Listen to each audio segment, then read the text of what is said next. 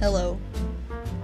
Welcome to the Better Late Than Never podcast, hosted by me, Sammy Doxy.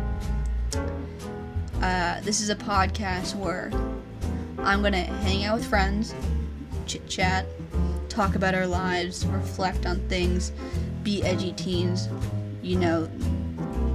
whatever. And I really can't explain what kind of content is going to be on here.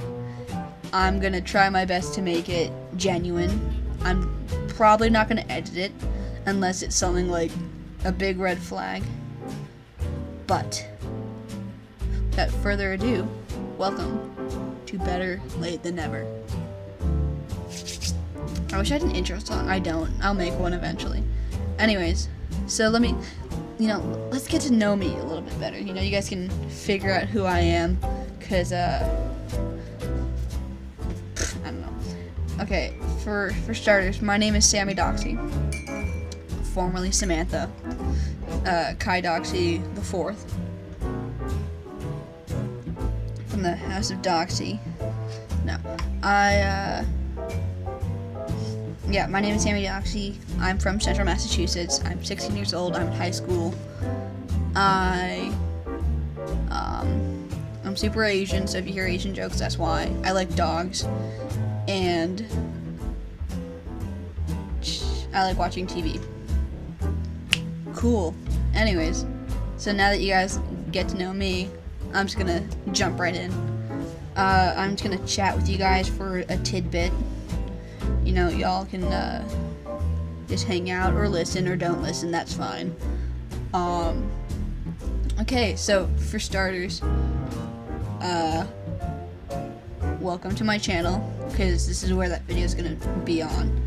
This is not even a video, but there's no visual with this.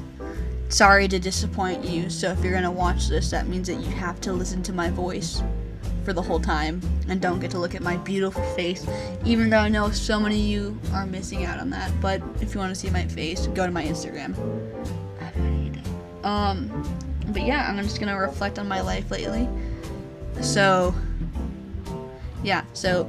currently I'm living an only child situation. I have 2 older brothers, but they decided to ditch me at college, which is so rude. And we're in the process of moving. My dad's moving out of his house, which is also really sad, because this is the house I grew up in. It's, I look at the, starting and pulling in the driveway. That's the driveway where I learned how to ride a bike. It's the driveway where my brother learned how to ride a bike down the hill and almost poke his eye out. It's where me and my brothers learned how to swim, because we have a pool. It's where I learned how to play piano. My brother learned how to play guitar, and then my other brother learned how to play piano too, but it wasn't as good as me.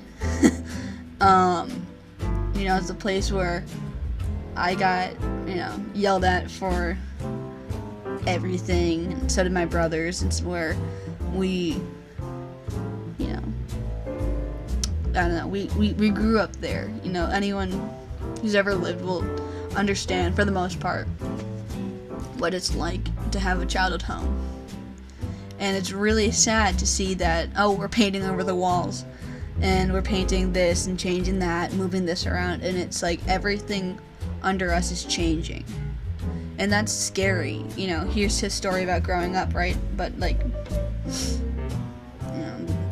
everything we've known, the constant of our house is changing. I was painting my upstairs hallway, and I saw these purple dots, and that's from the pomegranate debacle of 2008, where my mom decided it'd be a good idea to get a pomegranate for a bunch of 6 and 8-year-olds while my dad is at work, and then, the house is just purple. The seeds, because you bite into them and they squirt juice everywhere. And I remember, us having a lot of fun with that, but, eventually we had to paint the whole kitchen and the upstairs, because it just got everywhere. But, it's the memories that you have in that house that carry with you for the rest of your life. And that's why it's sad moving, because it's like, I didn't think of that moment until I saw those purple dots on my wall. But now that they're gonna be gone, they're already gone because we painted. But and then when we first moved into that house, I was around 5. My brothers were 6. No, I was like 3. My brothers were 5 because they were going to kindergarten. But we were really young, and I remember going upstairs when we bought the house, and we were being really annoying, so my mom goes, "All right, kids, go upstairs and put your finger where you want your bed to be." And so we all went upstairs, picked our rooms that we wanted. I picked this light blue room, I think. Maybe might have been white. My brother picked another one, and then my other brother picked the master bedroom, which my mom kicked him out of that because it's the master bedroom, and then stuck him in a different bedroom. And then, it's all, it all began there. And then a few years later after that, I switched rooms with my brother because he needed the bigger room. We painted a billion times. Everything changed. So there's, it's a lot different to see, what once a room that was once, blue and had butterflies and rainbows all over it, to be a dark brown for a teen boy. It's pretty crazy, but, things happen, people grow up, people change. And that is part of life, but it's sad to get used to. But yeah, I've spent my whole weekend covered in paint, painting trim, doors, walls, moving furniture. We're having people come tomorrow to do the carpets and everything. Everything in between has been done at this house. I power wash my house, which is so gross because it's like just grime coming off of it on the outside. But today I also went to a family friend's house because I'm going to dog sit their puppy. It's going to be a lot of fun. I got some fun stuff planned for me and the dog. His name is Doug. He's a very good boy. But,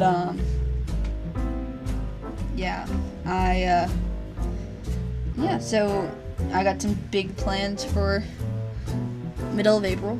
So that'll be good.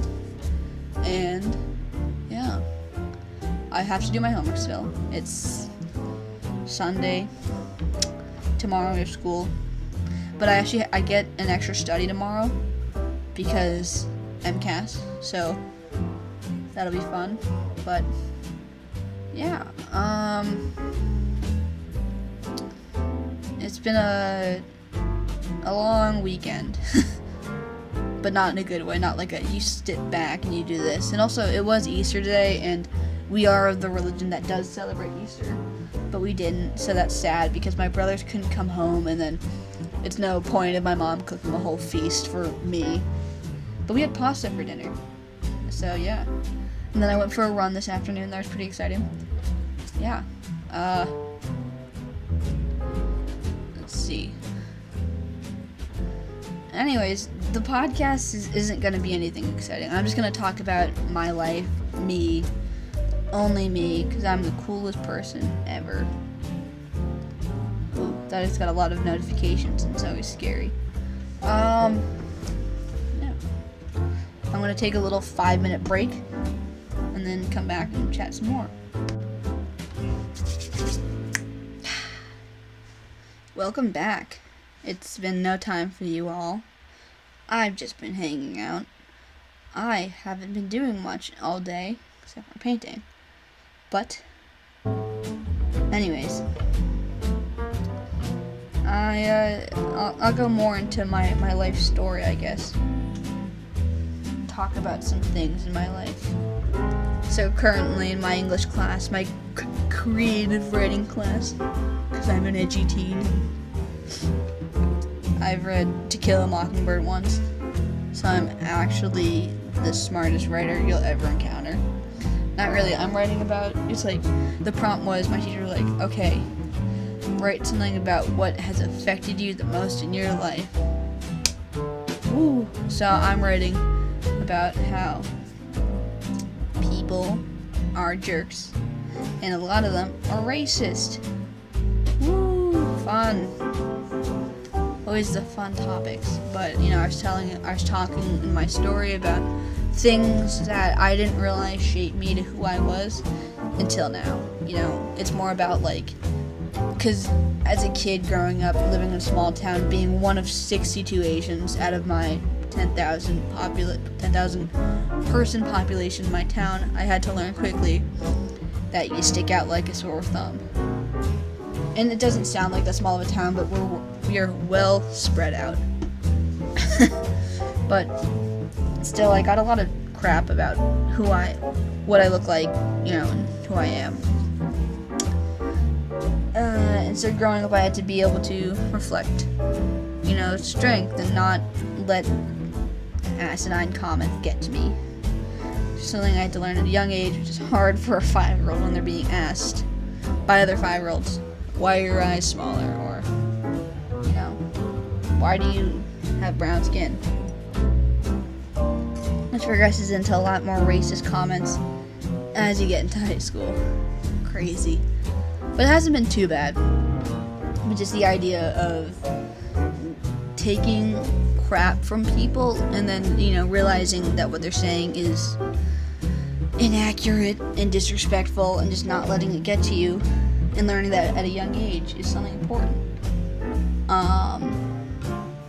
But that's really nice to, not the idea that people are racist, but it's just nice to think about, your roots and how certain things that people say to you, that they resonate, which is really what I wanted to do with my YouTube channel. And it really hasn't been showing lately, and I'm doing my best to change what I'm saying, but the general idea of my channel was as a young kid, I didn't have many Asian role models. Okay, we stopped filming. Yeah, there we go. Oof. Sorry. I, as a kid, didn't have that many Asian American role models. Not in film, not in music. I had a few. Don't get me wrong, there were some, but there just weren't a lot. And even when I got older, when I got to YouTube, maybe I was on the wrong side, but I really didn't see that many. With an exception of Ana Akinyana, probably pronouncing that wrong, sorry. And I really like Jamie Chung. I think that what she does with Brian Greenberg is always really enjoyable. Brian Greenberg is not Asian, but he was on One Tree Hill, so he's okay. But the general idea is putting out content that resonates to someone. I don't want to be another face in the crowd making vlogs about my day, but because anybody can do that. But making content that means more, and that's really kind of another reason why I made this podcast, because it's you guys can get to know me better, and it's something a lot different. But anyways, I gotta go do my laundry. It's 9:30 on a Sunday night. Signing off, my name is Sammy Doxy, and thank you for hanging out for the first episode of Better Late Than Never. See you guys.